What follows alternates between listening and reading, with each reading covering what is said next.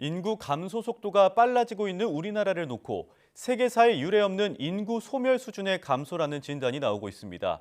이대로라면 인구 5천만 명이 무너지는 시기가 예상보다 더 빨리 올 거란 전망입니다. 김평정 기자입니다.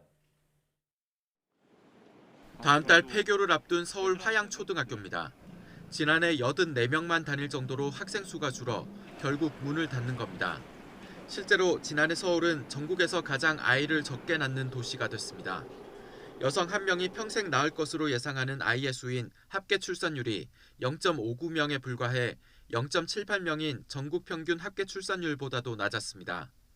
서울과 함께 부산과 인천 등 대도시가 우리나라 출산율 하락을 이끌면서 지난해 태어난 아기는 정부 수립 이후 처음으로 25만 명 아래로 떨어졌습니다.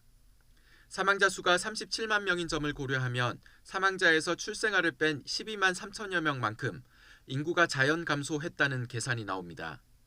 통계청이 앞서 우리나라 인구가 5천만 명 아래로 떨어지는 시점을 2031년으로 예측했던 조건 가운데 지난해 인구 자연 감소폭을 10만 6천 명으로 잡았는데 실제 감소폭은 이보다 더 크게 나오면서 5천만 명 붕괴 시점이 앞당겨질 가능성이 높아졌습니다. 앞으로 이제 고령화에 대한 인구가 계속해서 늘어나기 때문에요.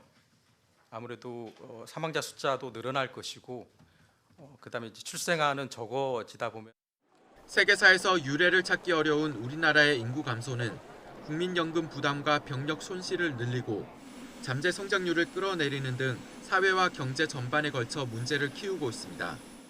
저출산 고령화 심화와 경기 둔화의 영향으로 지출이 점차 증가하여 2041년부터 지출이 수입을 상회하는 수지적자가 발생하고 2055년 기금이 소진될 것으로 전망됩니다.